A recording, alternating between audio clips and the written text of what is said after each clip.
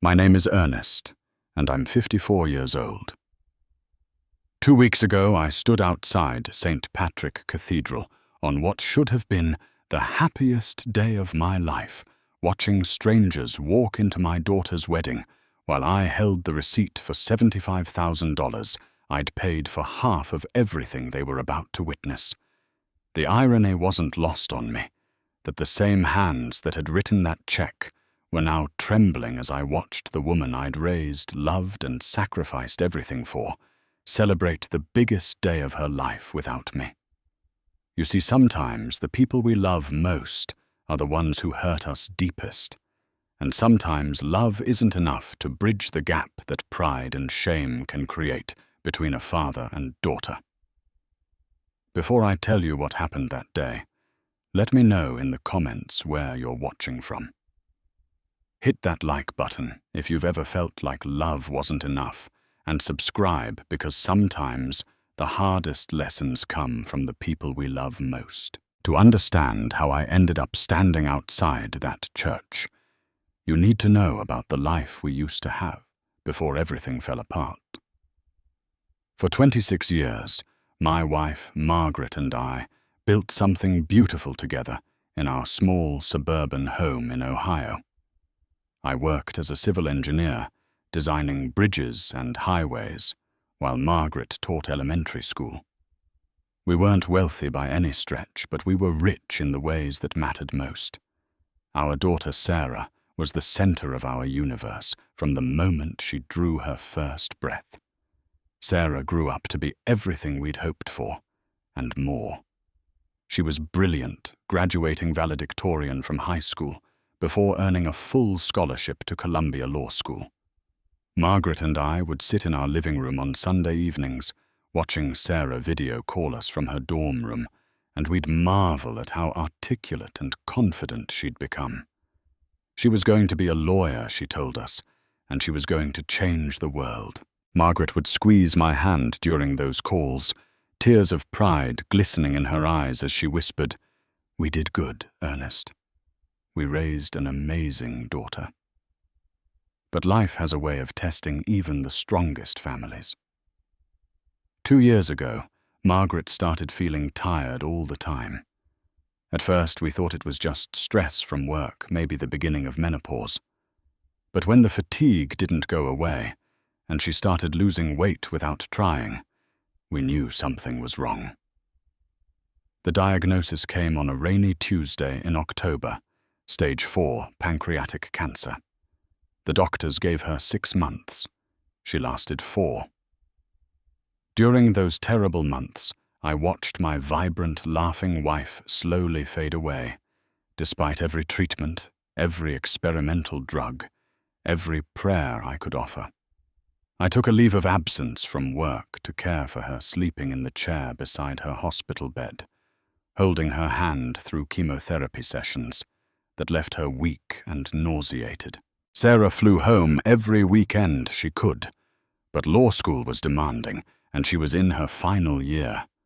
She had internships, exams, her whole future ahead of her.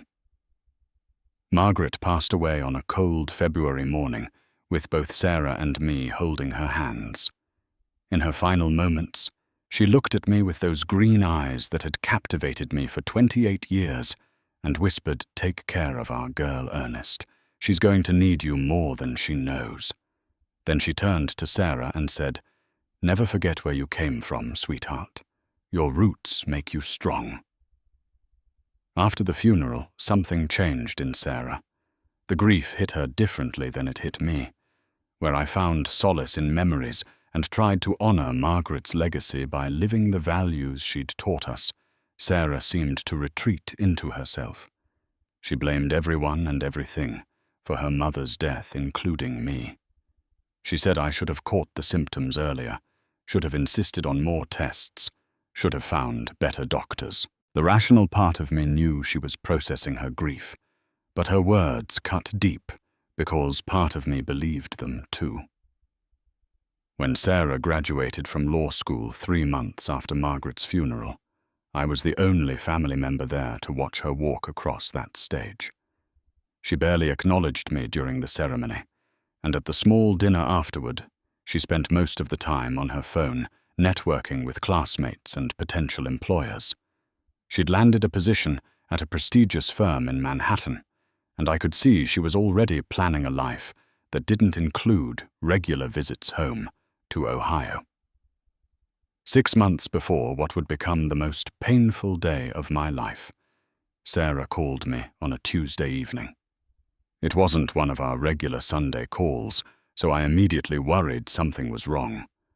But when I answered, her voice was crisp and professional, the same tone she probably used with clients at her law firm. "Dad, I'm calling to let you know that Jason and I are getting married," she announced without preamble. Jason was her boyfriend of 2 years, someone I'd met exactly 3 times during brief, awkward encounters when he'd accompanied Sarah on her increasingly rare visits home. "Sarah, that's wonderful news," I managed to say, though something in her tone made me hesitate to express the joy I should have felt. "When's the wedding? How can I help?" "It's going to be in Manhattan in 6 months," she continued, and I could hear papers rustling in the background as if she was reading from notes. "Jason's family has connections to some beautiful venues. We're planning something elegant." The word elegant hung in the air between us, and I couldn't shake the feeling that it was directed at me somehow, a subtle suggestion that elegance wasn't something I naturally possessed. I pushed the thought aside, reminding myself that this was supposed to be a happy moment. "I'd love to help with the planning," I offered. "Your mother always dreamed of helping plan your wedding day. I know I can't replace her, but I'd be honored to be involved in whatever way you need me." There was a pause that lasted too long, filled only by the sound of traffic in the background of Sarah's Manhattan life. "That's not necessary, Dad. Jason's mother has experience with these kinds of events. She's handling most of the details." These kinds of events? The phrase stuck with me long after we hung up. What kind of event was a wedding supposed to be, other than a celebration of love between 2 people and the families that raised them? But I swallowed my questions and tried to focus on being supportive. 2 weeks later, Sarah came to visit, which surprised me, because she rarely made the trip from New York to Ohio anymore. She sat in our old living room in the same spot where she used to curl up with Margaret to watch movies, but now she perched on the edge of the couch like she was ready to leave at any moment. "Jason and I have been talking about the wedding expenses," she began, her voice carrying that same professional tone from our phone call. "His family is prepared to cover everything, but I thought I should at least ask if you wanted to contribute something." The way she phrased it made my chest tighten. She was asking like she expected me to decline, like my contribution would be more of a burden than a blessing. I thought about Margaret's life insurance policy still sitting untouched in my savings account, because I couldn't bear to spend money that existed only because she was gone. "Sarah, I want to pay for half of everything," I said firmly. "This is my only daughter's wedding. It would be my honor and my responsibility to help make your day perfect." She looked genuinely surprised, and for a moment I saw a flicker of the little girl who used to run to me with scraped knees and broken toys, confident that Daddy could fix anything. "Dad, that's really not necessary. The wedding is going to be quite expensive. We're talking about $75,000 for your half." $75,000. It was more money than I'd ever spent on anything except our house, but it was my daughter's wedding. Margaret would have mortgaged our home twice over to give Sarah the wedding of her dreams. "I can handle it," I told her. "I want to do this for you." For the first time since Margaret's funeral, Sarah's professional facade cracked slightly, and she looked genuinely moved. "Are you sure, Dad? That's a lot of money." "I'm sure," I said, reaching over to squeeze her hand. "Your happiness is worth everything to me." She squeezed back, and for just a moment, it felt like we were going to be okay. Like maybe this wedding could be the bridge that brought us back to each other. "Thank you, Dad. This means a lot to me. Over the next few weeks, I threw myself into wedding planning with the enthusiasm I'd been saving up for 2 years. I researched caterers, studied flower arrangements, learned the difference between charger plates and salad plates.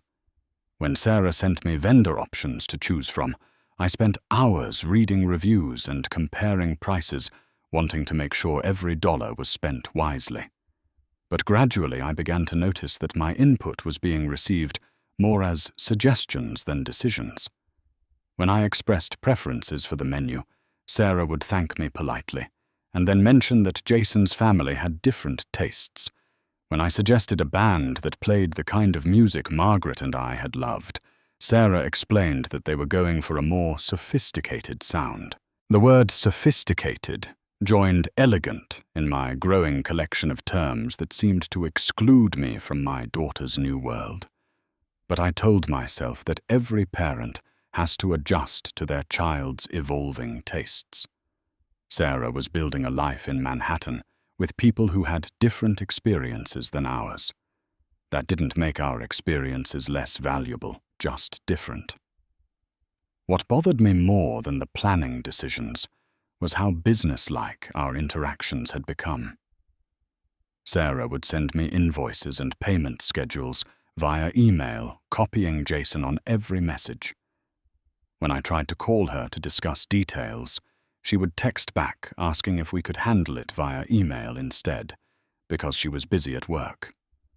It felt less like planning a family celebration and more like managing a business transaction. But I wrote the checks anyway.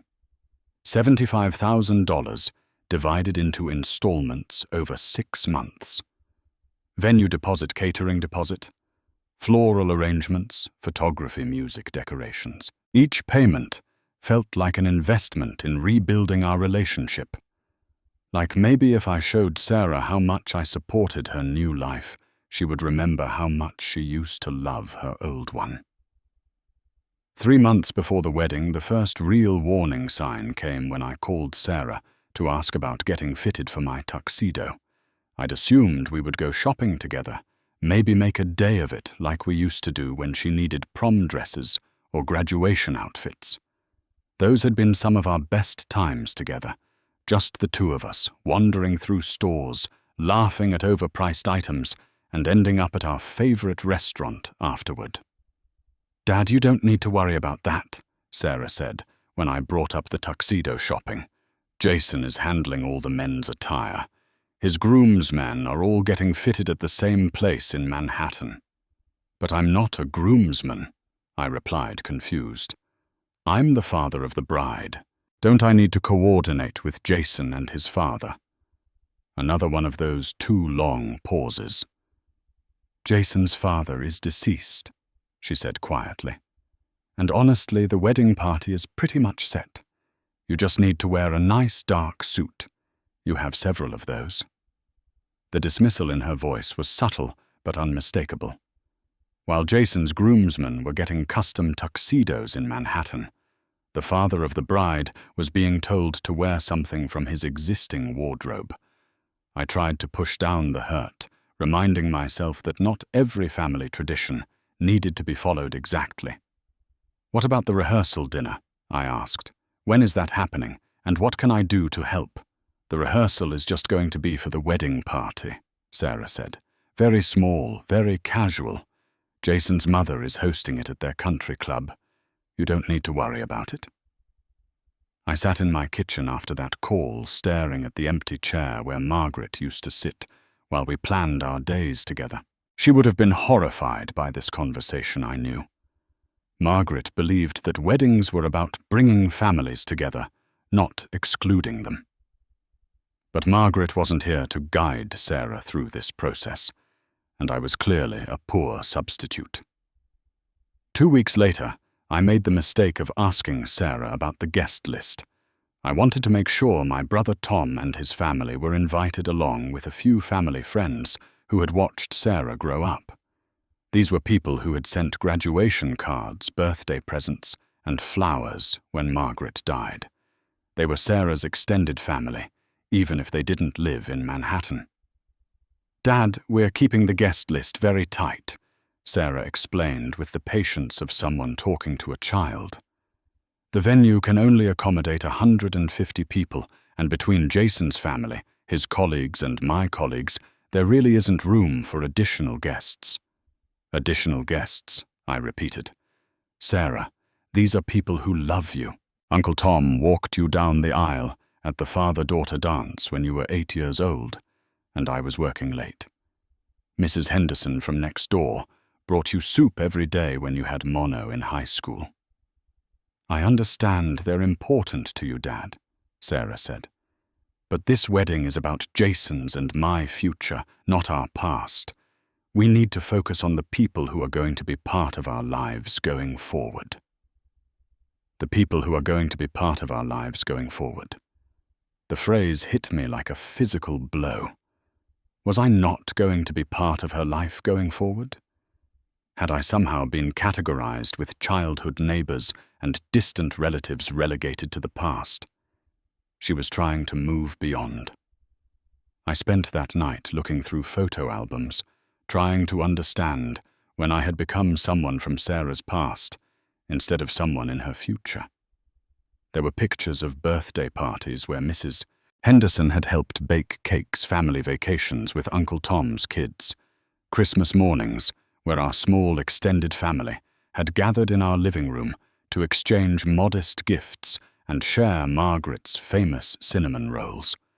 In every photo, Sarah was laughing, surrounded by people who adored her, not because of her potential or her accomplishments, but simply because she was ours. When had that stopped being enough for her? I tried to give her the benefit of the doubt. Planning a wedding was stressful, and Sarah was juggling a demanding job with all the expectations that came with marrying into Jason's family. Maybe she was just overwhelmed and didn't realize how her words were affecting me. Maybe after the wedding, when life calmed down, we could rebuild our relationship. But a month before the wedding, something happened that should have prepared me for what was coming. I was grocery shopping when I ran into Dave Martinez, an old family friend, whose daughter had been Sarah's best friend in high school. Dave's face lit up when he saw me. Earnest, how are you holding up? I heard about Sarah's wedding. You must be so excited. I am, I said, though the enthusiasm in my voice felt forced. It's going to be a beautiful day. Lisa is so disappointed she can't make it, Dave continued. She's been stationed in Germany with the army for the past year, or she definitely would have flown home for Sarah's wedding. Those two were inseparable in high school. My stomach dropped. Lisa wasn't invited. Dave's expression shifted to confusion. Well, no. But I figured that was because of the distance and the expense. International travel for a wedding is a big ask. Though I have to say Lisa was a little hurt that she didn't even get an announcement or anything. She's been asking her mom for Sarah's address to send a gift. I stood in the cereal aisle holding a box of Margaret's favorite granola, trying to process what I'd just learned. Lisa Martinez had been Sarah's maid of honor in their pretend weddings when they were 10 years old. She'd slept over at our house every weekend for 4 years. When Sarah left for college, Lisa had cried harder than I did. And Sarah hadn't even sent her a wedding announcement. That night I called Sarah to ask about Lisa. "Dad, I can't invite everyone from high school," she said with a sigh that suggested I was being unreasonable. "Lisa and I haven't spoken in over a year. We've grown apart. People change." "But she's been deployed," I protested. "That's why you haven't talked. She's been serving our country." "And I respect that," Sarah said quickly. "But this wedding is about my current life, not my high school friendships. I have to draw the line somewhere." After we hung up, I sat in my living room wondering if I was being overly sensitive. Maybe I was holding on to the past too tightly. Maybe Sarah's desire to focus on her new life was healthy, not hurtful. But deep in my gut, I felt like I was watching my daughter transform into someone I didn't recognize. Someone who could discard people who loved her simply because they no longer served her immediate purposes. And if that was true, what did it mean for me? 1 week before the wedding, my worst fears were confirmed in the most devastating way possible. I was in my workshop refinishing an old rocking chair that had been Margaret's grandmother's when I heard Sarah's car pull into the driveway. She rarely visited anymore without calling first, so I was both surprised and hopeful as I walked to the door. But the moment I saw her face, I knew this wasn't a social call. Sarah stood on my front porch looking like she was steeling herself for an unpleasant but necessary task. She was wearing one of her expensive work suits and carrying herself with the rigid posture I'd noticed she adopted whenever she had to deliver bad news to clients. "Dad, we need to talk," she said as she stepped into the house. She didn't sit down, didn't take off her jacket, didn't even look around at the home where she'd grown up. She stood in our entryway, like a stranger delivering a message. "What's wrong?" I asked, though part of me already knew that whatever came next was going to change everything between us. Sarah took a deep breath and squared her shoulders. "Dad, I need to tell you that you won't be attending the wedding on Saturday." For a moment, I was sure I'd misheard her. "I'm sorry, what? You're not invited to the wedding," she said, her voice carefully controlled, like she'd practiced this speech. "I know this is difficult to hear, but it's what's best for everyone involved." I felt like someone had knocked the wind out of me. "Sarah, I don't understand. I'm your father. I've paid for half of this wedding. How can I not be invited to your wedding?" "That's exactly why this is so hard," she said, and for the first time her professional facade cracked slightly.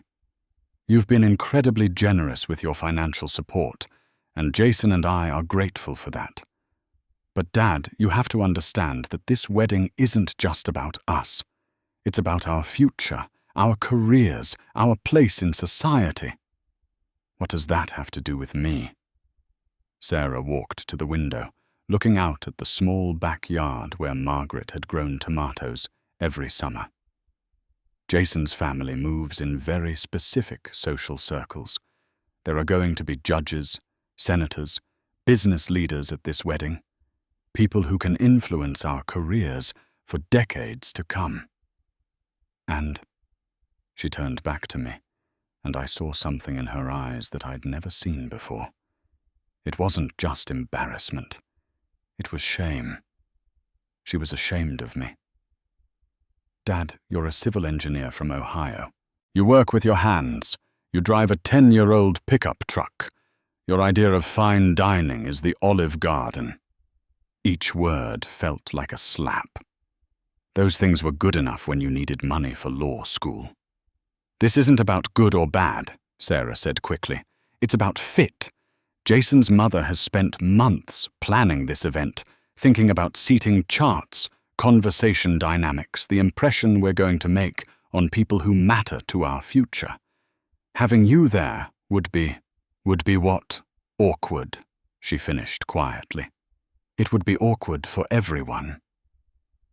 I looked at this woman standing in my living room, wearing clothes that cost more than I spent on groceries in a month, telling me that the man who had raised her, sacrificed for her, loved her unconditionally, would be an embarrassment at her wedding. "Sarah, do you hear yourself right now?"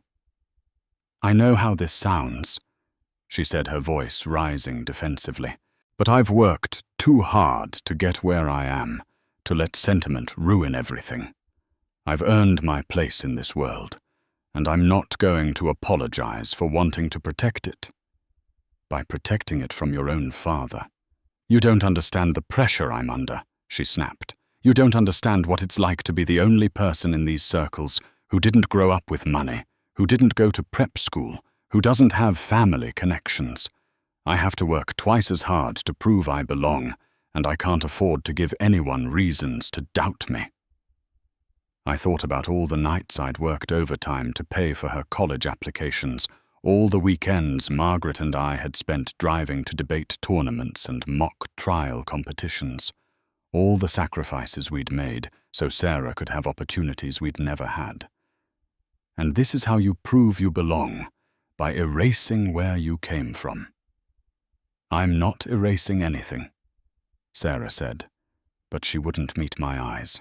I'm just being realistic about what works and what doesn't in my new life. Your new life, I repeated. What about your old life? What about everything your mother and I taught you about loyalty, about family, about treating people with respect regardless of their bank account? Mom is gone, Sarah said harshly, and the words hung between us like a physical presence. She's gone. Dad and her values don't pay my bills or advance my career. I have to live in the real world now. I felt something break inside me, something I wasn't sure could ever be repaired. Your mother's values built the foundation that got you where you are today. Everything you've accomplished started in this house with parents who loved you enough to give you everything we had. And I'm grateful for that, Sarah said, though her tone suggested otherwise. But gratitude doesn't mean I have to limit my future to honor my past. You can consider the money you've contributed to the wedding as a gift, a final gesture of support, as I start my new life. My final gesture, I said slowly. So this is it. After the wedding, I'm just supposed to disappear, pretend I never existed.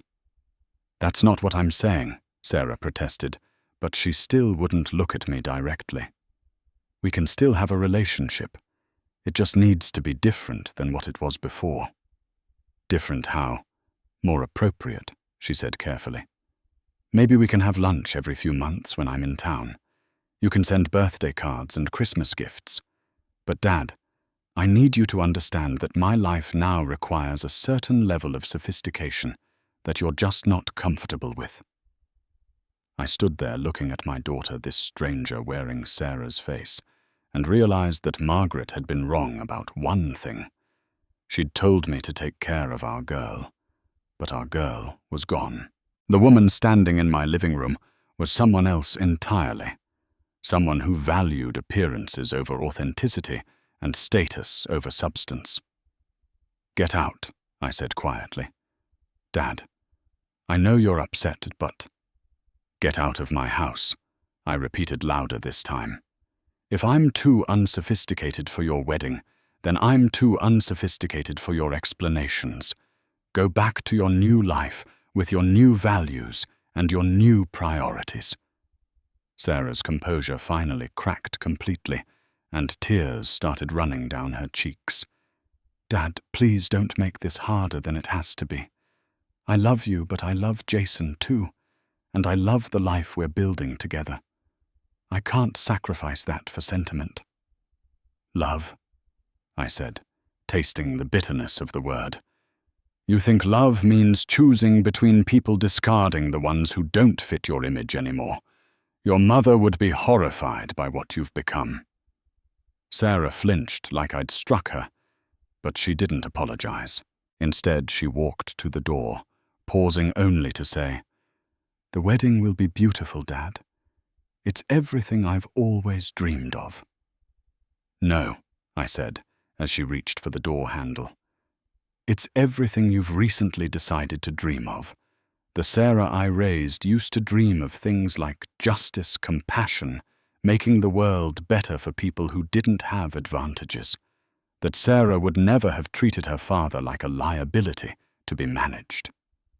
She left without another word, and I stood in my empty house, wondering how 26 years of love, sacrifice, and shared memories could be erased by 6 months of social climbing and status anxiety. I looked around at the walls covered with Sarah's school photos, her academic awards, her acceptance letter to Columbia. Had all of it been meaningless? Had Margaret and I failed so completely in teaching our daughter about what mattered in life? That night, I couldn't sleep. I kept thinking about the little girl who used to crawl into our bed during thunderstorms, who'd cried when she accidentally stepped on a bug, who'd insisted on donating her Halloween candy to children who couldn't afford costumes. Where had that child gone? When had she been replaced by this calculating stranger who could dismiss her own father as socially inadequate? By morning, I'd made a decision. If Sarah wanted to erase me from her life, that was her choice. But I wasn't going to disappear quietly, and I wasn't going to let her rewrite our history without consequences. The week between Sarah's devastating announcement and her wedding day passed in a blur of sleepless nights and agonizing decisions. I found myself walking through the house Margaret and I had shared, touching objects that suddenly felt like museum pieces from a life that no longer mattered to the only person I had left in the world.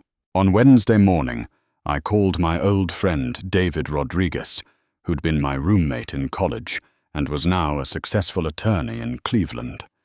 David had always been the practical one among our group, the voice of reason when emotions ran too high. "Ernest, I'm so sorry to hear about all this," David said after I'd explained the situation. "I can't imagine how much this must be hurting you." "I need to know about the money," I said, getting straight to the point.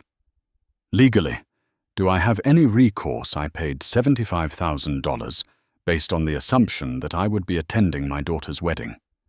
Now she's telling me I'm not invited, but I should consider the money a gift."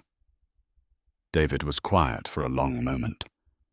"Well, technically, if you can prove that your financial contribution was contingent on your attendance, and if Sarah accepted that money under those terms, you might have grounds for recovering it. But Ernest, are you sure you want to go down that road? Lawsuits between family members rarely end well for anyone."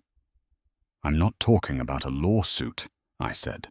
"I'm talking about making a point, about showing my daughter that actions have consequences even when you're hiding behind social conventions and other people's money. What are you thinking?" I'd been forming a plan all week, something that would force Sarah to confront the reality of what she was doing without destroying her wedding day entirely. "I'm thinking about showing up," I said. "Not to cause a scene, not to embarrass her, but to remind her that I exist, that the man who helped pay for her special day has a right to witness it." "That's a risky move," David warned. "It could backfire spectacularly." "David, my relationship with my daughter is already over," I said. "She's made that clear. But maybe if she sees me there, if she's forced to acknowledge what she's done in front of all these important people she's trying to impress, she might remember who she used to be." After I hung up with David, I spent the rest of the week researching everything I could about Sarah's wedding.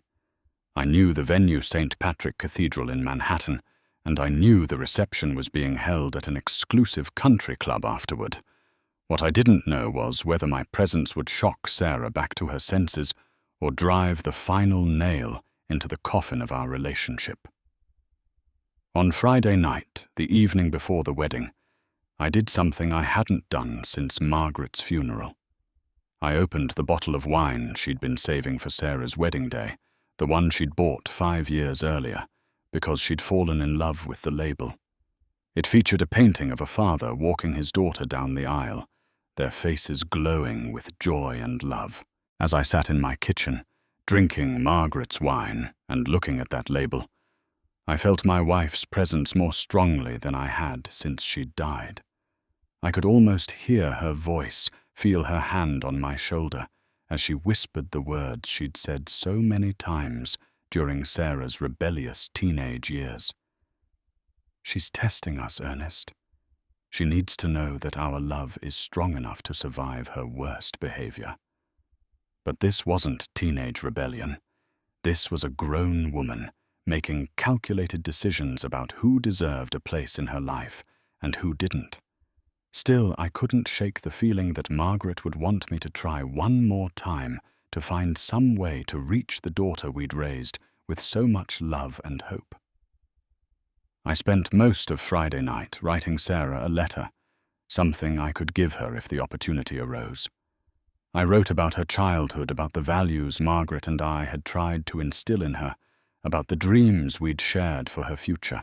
I wrote about love and loyalty, about the difference between success and significance, about the danger of trading your authentic self for other people's approval.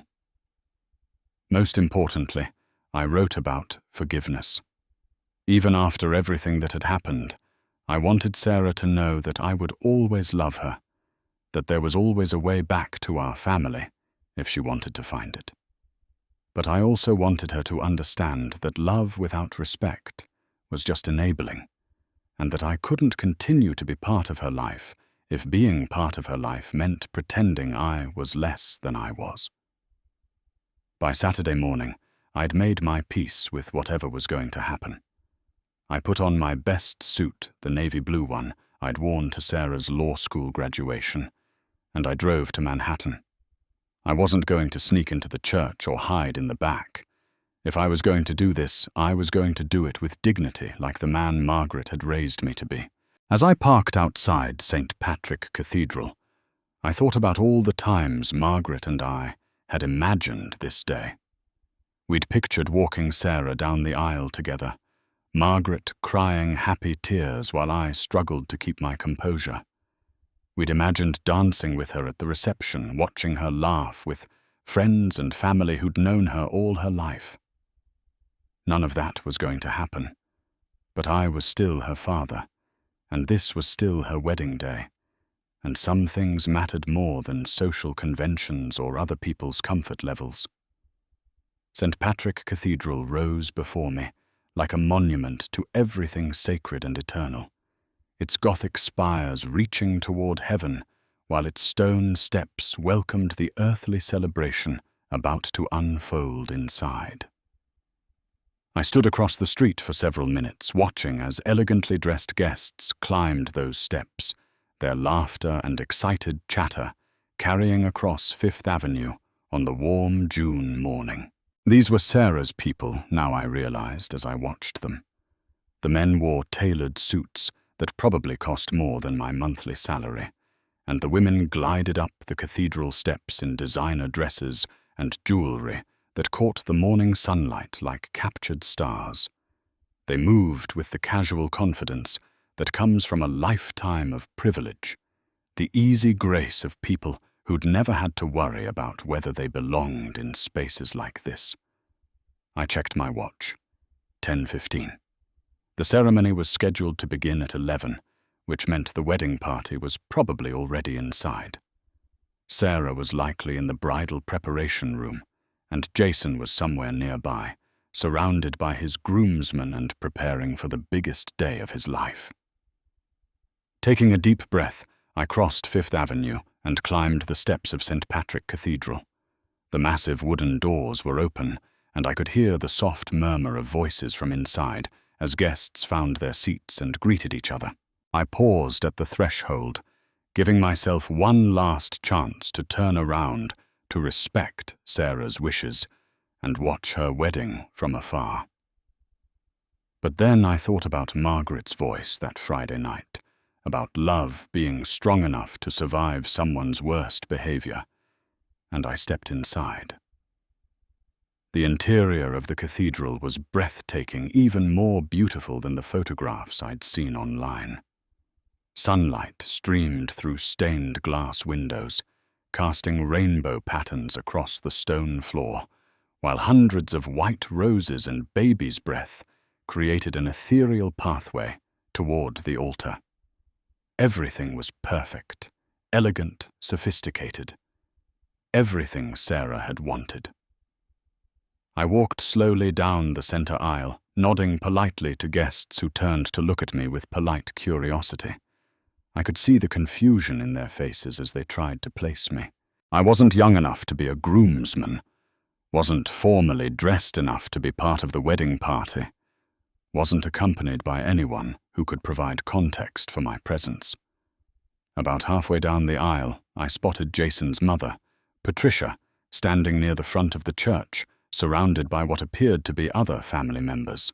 She was exactly as I'd imagined her, tall, impeccably dressed, with the kind of silver hair that looked like it had been styled by professionals that morning. When she saw me approaching, her expression shifted from polite interest to confused recognition. "Excuse me," she said, stepping away from her group to intercept me. "Aren't you Sarah's father?" "I am," I replied, extending my hand in greeting. "Ernest Mitchell. You must be Mrs. Whitman. It's a pleasure to finally meet you." Patricia Whitman shook my hand with the kind of firm, brief grip that suggested she was accustomed to managing uncomfortable situations. "Mr. Mitchell, I'm sorry, but I think there may be some confusion. Sarah told us you wouldn't be able to attend today." "There's no confusion," I said calmly.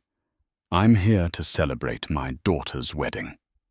Before Patricia could respond, I heard a sharp intake of breath behind me. I turned to see Sarah emerging from a side door, presumably where she'd been making final preparations. She looked absolutely stunning in her wedding dress, a vision of elegance and beauty that would have made Margaret weep with joy. For just a moment, seeing her like that, I forgot all about our recent conflict and felt nothing but pure paternal pride.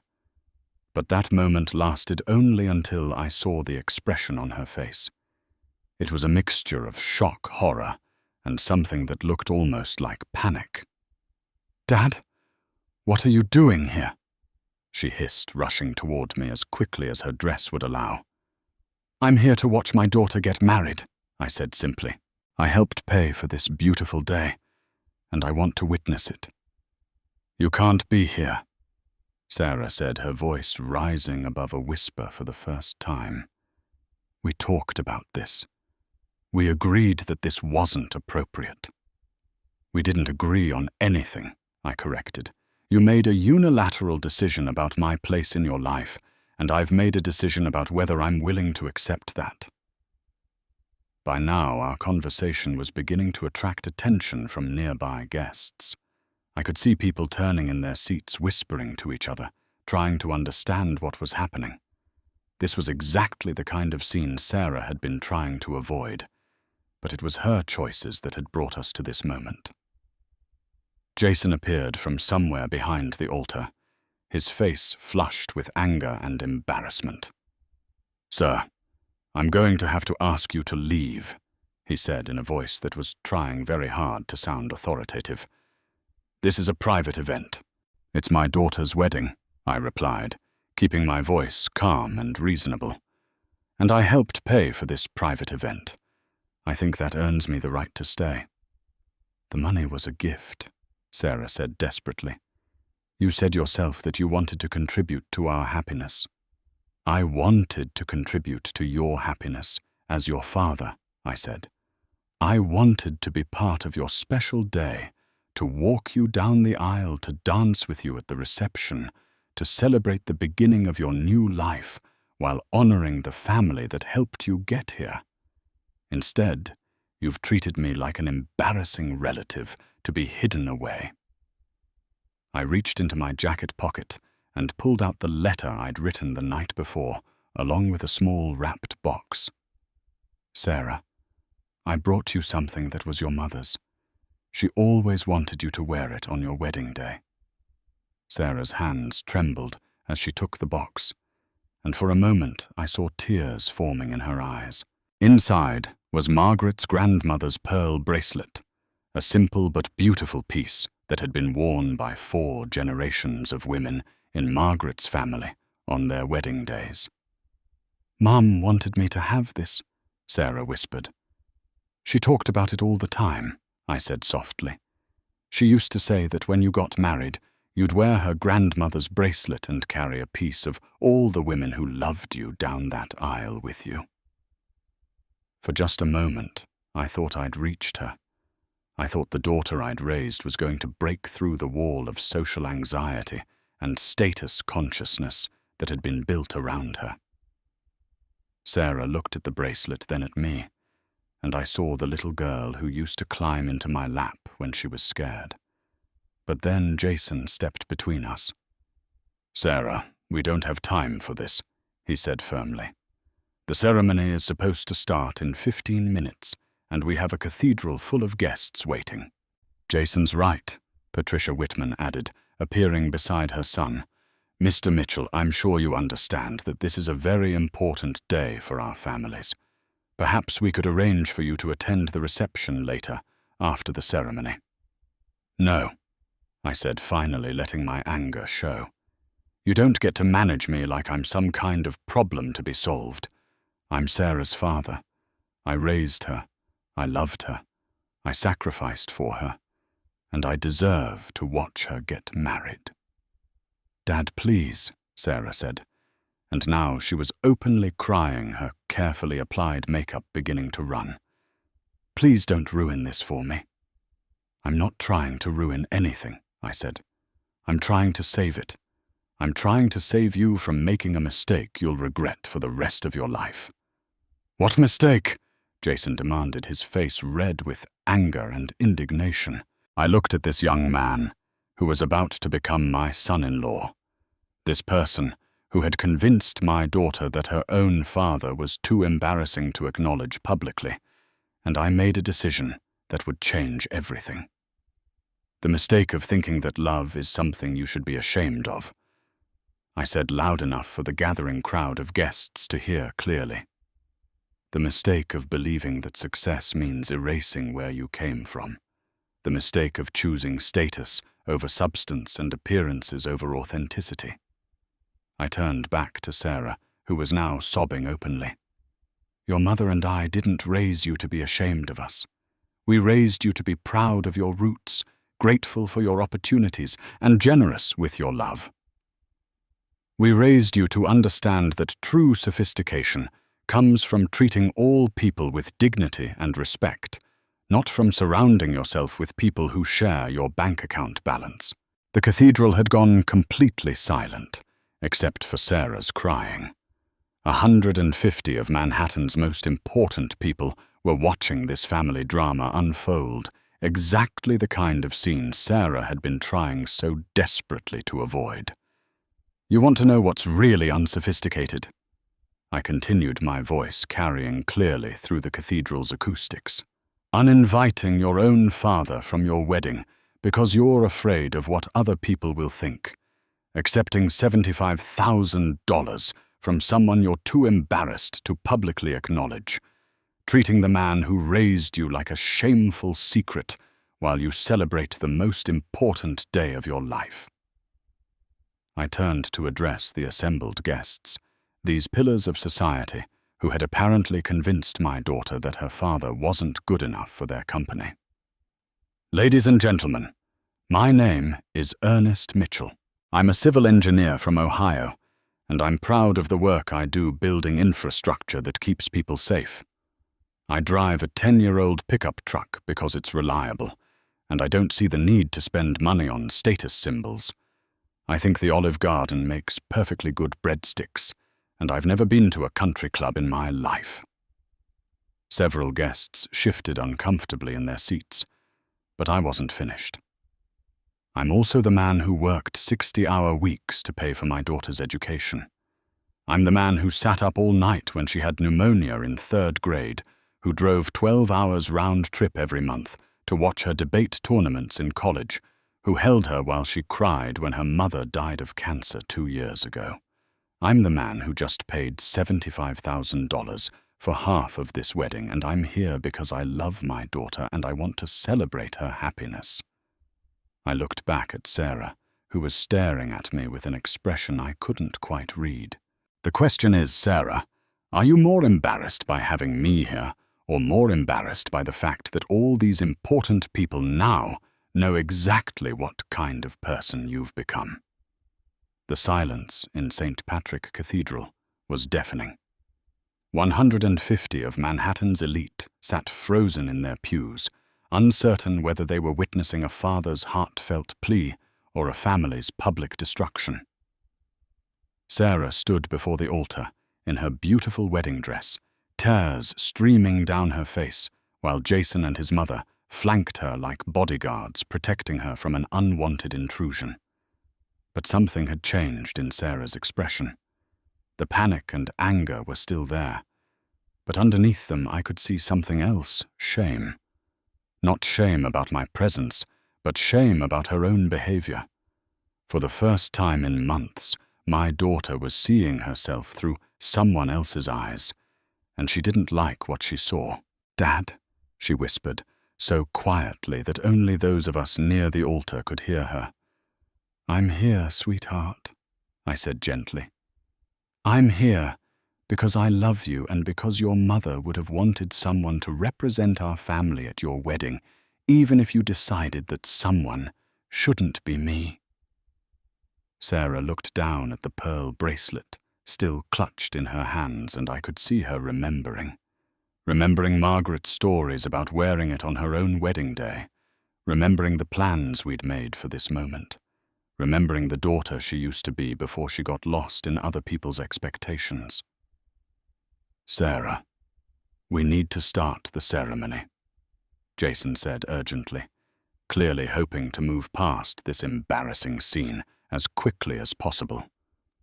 "People are starting to leave." Indeed, several guests had begun whispering among themselves, and a few had even stood up as if preparing to exit. This was not the elegant, sophisticated affair they'd been promised, and some of Manhattan's most important people were clearly uncomfortable with witnessing such raw family drama. But Sarah didn't move. She stood there, looking at her mother's bracelet, and I could see her internal struggle playing out across her face. Part of her wanted to end this scene to salvage what remained of her perfect wedding day.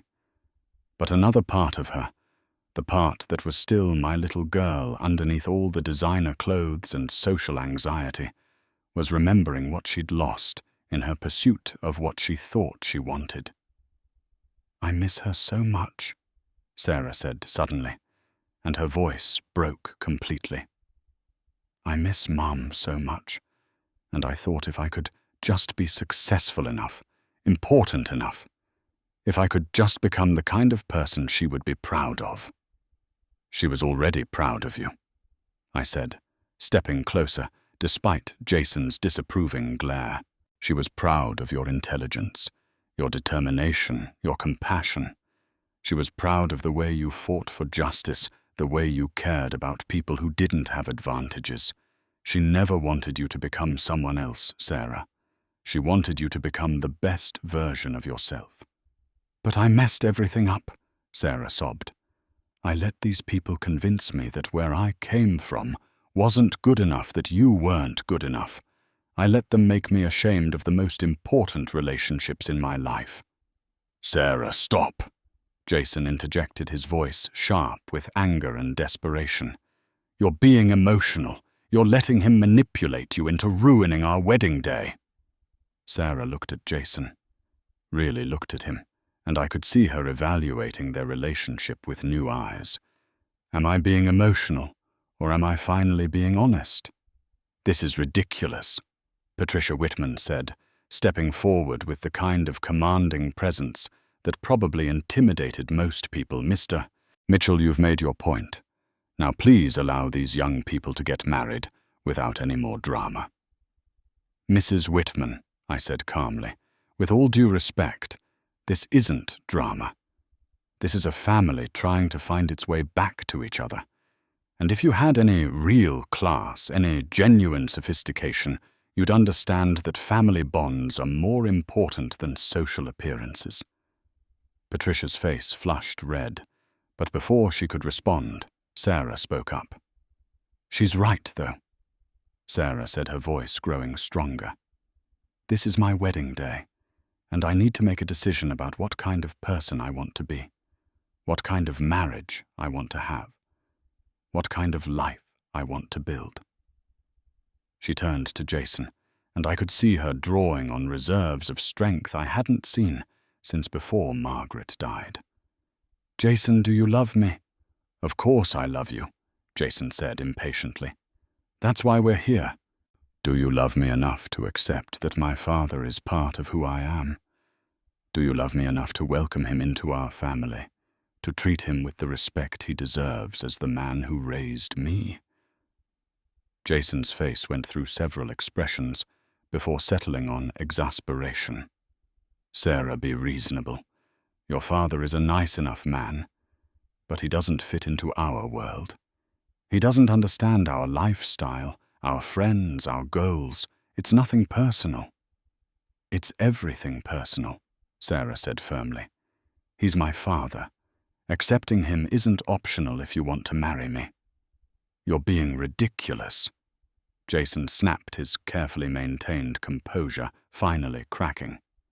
You can't throw away everything we've built together because of some misplaced loyalty to your past. It's not misplaced loyalty, Sarah said, and for the first time in months, she sounded like the daughter I'd raised. It's love. It's gratitude. It's understanding that the people who loved me before I had anything are the people who deserve my loyalty now that I have something to offer. She turned back to me, and I could see the little girl who used to run to me when she was scared. Dad, I'm so sorry. I'm sorry for treating you like you were something to be ashamed of. I'm sorry for letting other people convince me that your love wasn't sophisticated enough for my new life. I'm sorry for forgetting that everything good about me came from you and Mom. I forgive you, I said simply, and I meant it. I forgave you before I walked into this cathedral, Sarah. That's what parents do. Sarah fastened her mother's bracelet around her wrist with shaking fingers, and I could see her literally transforming before my eyes, shedding the artificial persona she'd constructed and returning to her authentic self. Jason, she said, turning back to her fiancé, if you want to marry me, you marry all of me, my history, my family, my values. You marry the girl whose father taught her to change her own oil and whose mother taught her to stand up for people who can't stand up for themselves. You marry someone who knows the difference between being successful and being significant. Jason stared at her for a long moment, and I could see him calculating whether this version of Sarah was worth the social complications she would bring to his carefully planned life. I think you need some time to think about what you're throwing away, he said, finally, his voice cold with disappointment and anger. When you come to your senses, call me.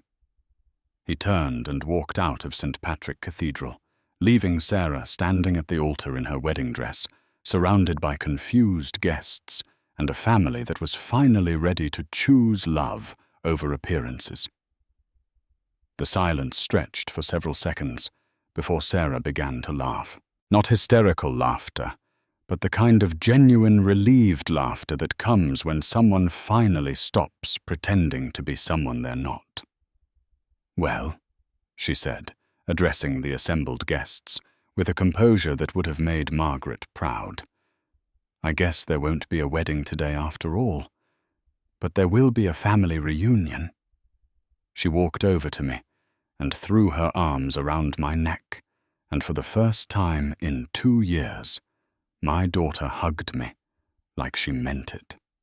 6 months later, I'm sitting in my kitchen on a Sunday morning, reading the newspaper while Sarah makes pancakes at the stove.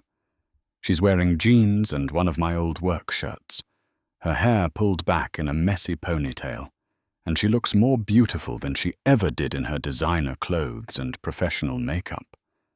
The months after the non-wedding were difficult for Sarah in many ways. She lost most of her Manhattan social circle people who had been impressed by her engagement to Jason, but had no interest in supporting her through the aftermath of its spectacular end. She discovered that many of the friendships she'd cultivated were based on her status as Jason's fiancée, rather than any genuine affection for her as a person. But she also rediscovered things she'd forgotten about herself. She started volunteering at a legal aid clinic using her Columbia law degree to help people who couldn't afford attorneys. She moved out of her expensive Manhattan apartment and found a smaller place in Brooklyn that she could afford on her non-profit salary. She reconnected with old friends like Lisa Martinez, who had just returned from her deployment, and was thrilled to hear from her former best friend. Most importantly, she came home to Ohio every few weekends, not as a duty visit, but because she wanted to spend time with me, to help me sort through Margaret's belongings, to work in the garden Margaret had loved so much, to remember who she was before she got lost in other people's expectations. "Dad," Sarah says, now flipping a pancake with the kind of easy competence Margaret used to have in this kitchen. "I got a call from David Rodriguez yesterday. He said you've been thinking about retiring." "I'm thinking about it," I admit. 54 isn't that old, but 30 years of engineering is a lot. I've got Margaret's life insurance money still sitting in the bank, plus my retirement savings. I could afford to do something different if I wanted to. What would you want to do? I've been thinking about this question for months, ever since Sarah and I started rebuilding our relationship. I might want to teach, I say. Community college, maybe. Help kids learn about construction and engineering who can't afford fancy universities. Kids like you and me who need someone to believe in them. Sarah smiles, and it's the same smile she used to give me when she was little, and I'd promised to teach her something new. I think that sounds perfect. I think Mom would love knowing that you're passing on what you've learned to people who need it. We eat our pancakes in comfortable silence, reading different sections of the newspaper, and occasionally sharing interesting stories. It's the kind of ordinary Sunday morning Margaret and I used to share, the kind of simple contentment that Sarah had forgotten existed during her years of pursuing more sophisticated pleasures. "Dad," Sarah says eventually, "I want you to know that I think about that day in the cathedral a lot, about what you said about love versus appearances, about choosing substance over status. I think it was the most important thing anyone's ever said to me. It wasn't easy to say, I admit.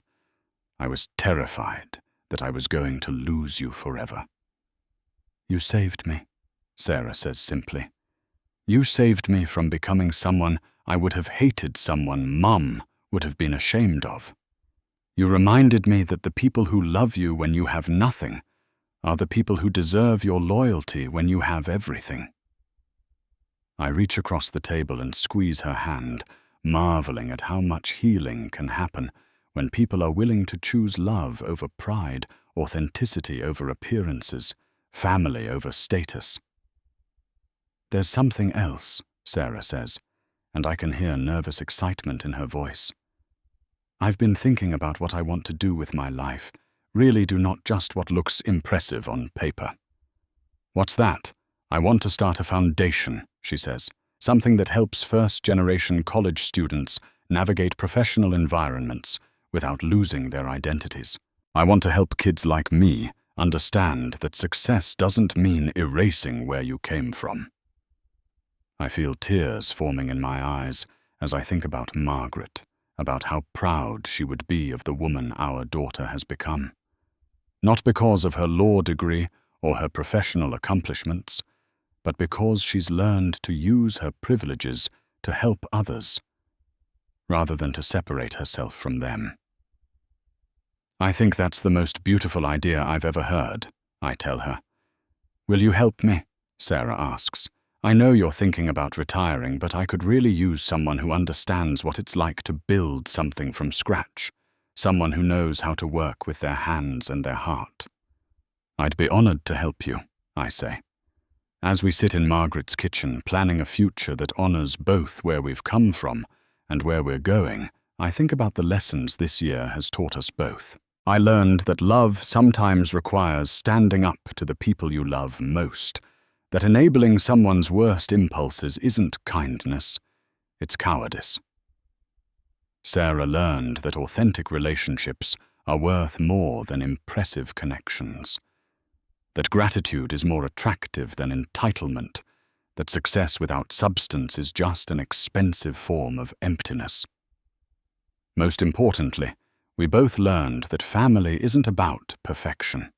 It's about forgiveness and the courage to fight for each other, even when the world tells you to walk away.